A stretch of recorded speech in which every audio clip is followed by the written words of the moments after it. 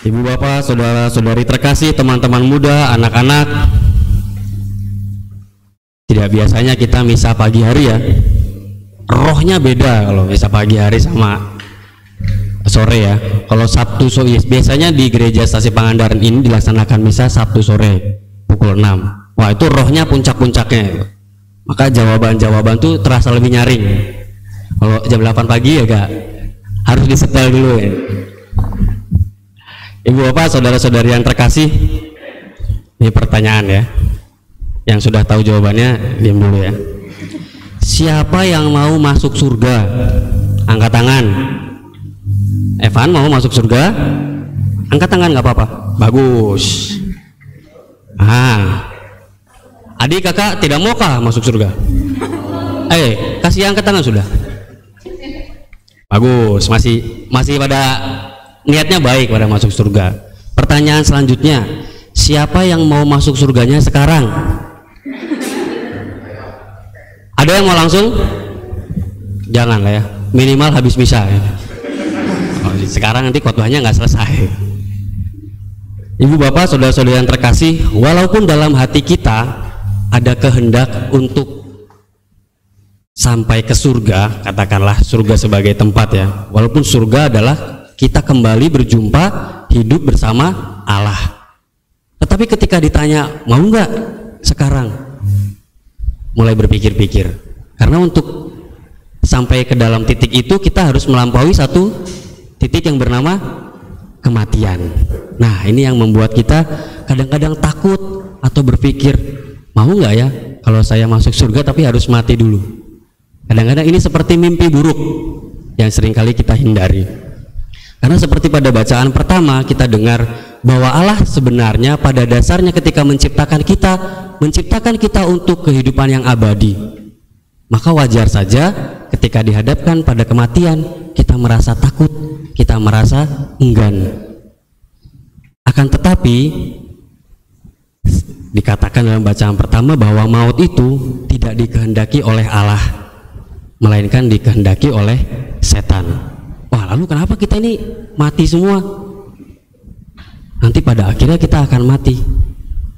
Dalam tradisi Katolik, mati tidak hanya keadaan fisik, ragawi, material, yaitu tubuh, tetapi ada juga mati secara spiritual, mati secara jiwa. Maka kita sering melihat ada orang yang walaupun situasi fisiknya buruk, sakit atau tua, tapi masih memiliki jiwa yang sehat, memiliki semangat, masih bisa berbagi kepada sesamanya, entah itu dari segi nasihat-nasihat, pengalaman-pengalaman, tetapi terasa bahwa fisiknya yang lemah itu tidak menghalangi dia untuk menyalurkan energi-energi positif. Tapi sebaliknya, ada juga orang-orang yang secara fisik masih segar, muda, nampaknya bersemangat, tetapi memiliki jiwa yang sudah sakit. Ini biasanya yang bikin relasi menjadi toksik, karena dia tidak memberikan energi positif kepada orang lain, tetapi energi-energi negatif. Nah, setan itu, kita semua akan mati secara fisik, iya, tetapi jiwa kita bisa memilih akan mati dalam keadaan yang sehat atau jiwa yang sakit. Maka di sini dikatakan bahwa karena dengki setan, maut masuk ke dalam dunia, dan yang menjadi milik setan mencari maut.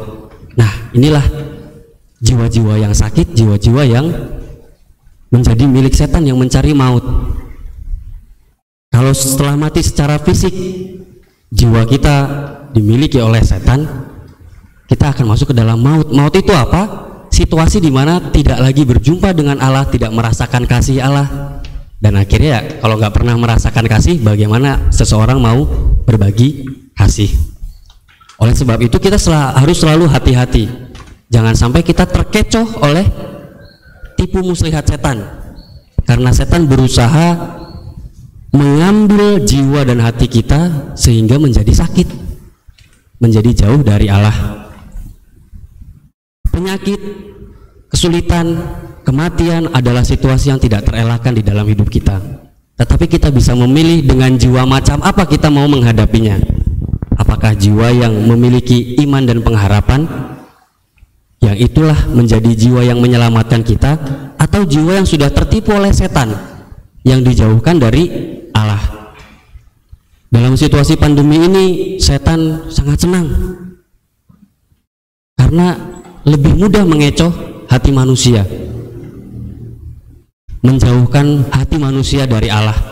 Mudah, punya bahan banyak untuk mengecoh hati manusia, mengatakan bahwa Allah menghukum manusia dengan penyakit, membuat manusia mengurung dirinya di dalam dirinya sendiri dan tidak mau berjumpa, tidak mau berelasi lagi dengan orang lain atas alasan penyakit.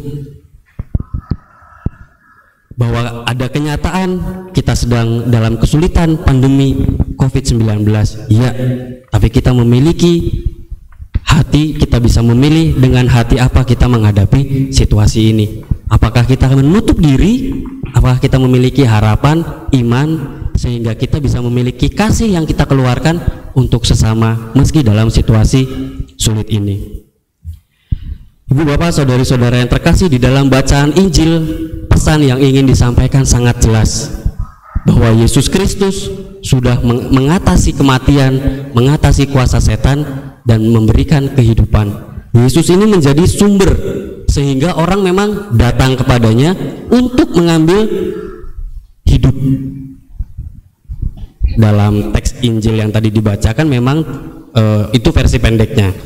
Di versi panjangnya, di tengah-tengah proses perjalanan Yesus ke rumah Yairus, ada satu episode penyembuhan perempuan yang sudah sakit selama 12 tahun.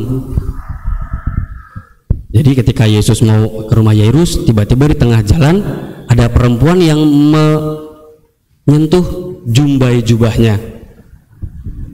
Dan ketika menyentuh jumbai jubahnya, dia menjadi sembuh. Padahal sudah 12 tahun.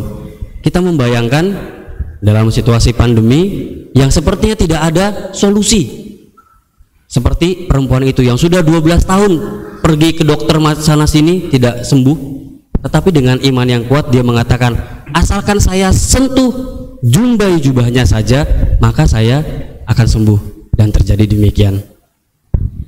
Maka kemarin saya mengatakan rahmat kesembuhan yang dialami oleh perempuan ini itu seperti suatu keran air.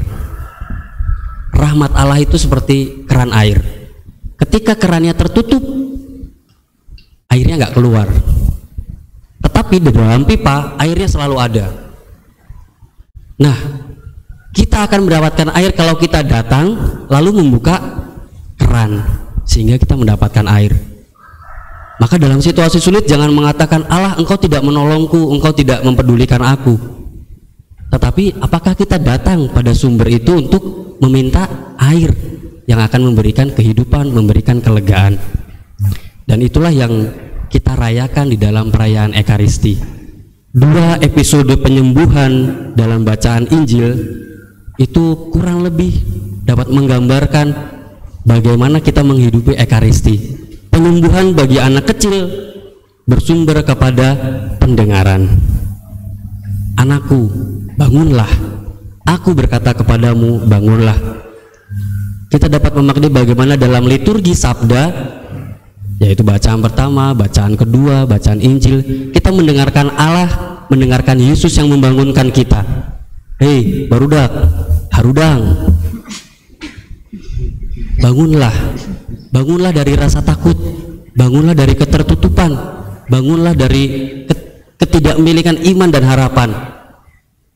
Lihat, saya sudah datang membangunkan kalian dalam liturgi sabda. Dalam penyembuhan perempuan yang sakit selama 12 tahun, peristiwa kesembuhan terjadi melalui sentuhan. Dan itulah liturgi Ekaristi. Bagaimana kita menyentuh langsung tubuh Yesus dan menyantapnya. Tetapi ada satu hal yang unik di dalam proses penyembuhan perempuan ini. Karena ketika ia menyentuh jumbai jubahnya itu, sebenarnya di situ ada banyak orang yang juga menyentuh Yesus. Ada banyak orang juga yang menyentuh Yesus, dan ada banyak orang juga yang mendengarkan sabda Yesus. Tetapi kenapa perempuan ini yang mengalami kesembuhan? Jawabannya adalah karena ia datang dengan iman dan harapan akan sembuh. Maka kita juga bisa memahami banyak orang yang datang ke gereja mendengarkan sabda, menyambut ekaristi, tapi tidak semua pulang dengan kesembuhan, dengan kekenyangan karena menyantap santapan rohani. Maka mari kita meneliti batin kita. Setiap kali kita datang dalam perayaan ekaristi ke gereja, apa sebenarnya motivasi dasar kita? Apakah kita sungguh datang untuk menimba makanan, mengambil minuman sehingga kita mendapatkan kesembuhan dan rasa kenyang dari sumber hidup sejati, yaitu Yesus Kristus sendiri? Ataukah kita datang ya sekadar seperti orang yang berbondong-bondong, ingin menonton mukjizat, ingin mendengarkan kata-kata manis? Bisa saja demikian.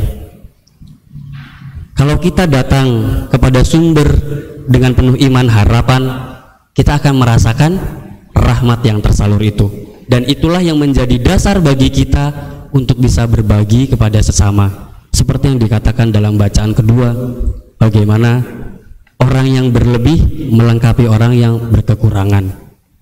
Kalau orang yang berlebih bisa melengkapi orang yang berkekurangan tanpa dasar bahwa ia juga merasakan saya sudah dilengkapi oleh sumber kehidupan yang sejati, itu nanti akan menjadi aksi sosial. Tidak usah ke gereja kalau gitu, ngencelengnya aja bisa. Tetapi orang yang memiliki kesadaran bahwa saya sudah dipenuhi, merasakan sendiri kasih dari sumber, yaitu Yesus Kristus, maka ini seperti talang mengalir, seperti Yesus yang ketika dia berjalan saja orang bisa merasakan kesembuhan. Maka kehadiran kita yang sudah merasakan santapan rohani, merasakan kenyang ini, akan bisa menjadi rahmat dan berkat juga bagi sesama. Oleh sebab itu, saudara-saudari yang terkasih, marilah kita bersyukur bahwa Allah sejak awal mula sungguh mengasihi kita. Allah tidak pernah menginginkan keburukan, apalagi maut bagi manusia yang diciptakannya. Semoga itu menjadi modal dasar bagi kita untuk percaya bahwa di dalam Dia ada kehidupan, dan secara khusus rasa cinta Allah itu terwujud di dalam diri Yesus yang sudah mati untuk kita. Nah, itu yang harus menjadi modal kita, bahwa kita harus percaya Allah itu mencintai kita dalam diri Yesus. Semoga setiap kali kita menyambut tubuh dan darahnya, kita mendapat kekuatan rohani supaya kita juga boleh menjadi saluran rahmat bagi orang-orang di sekitar kita. Marilah kita hening sejenak.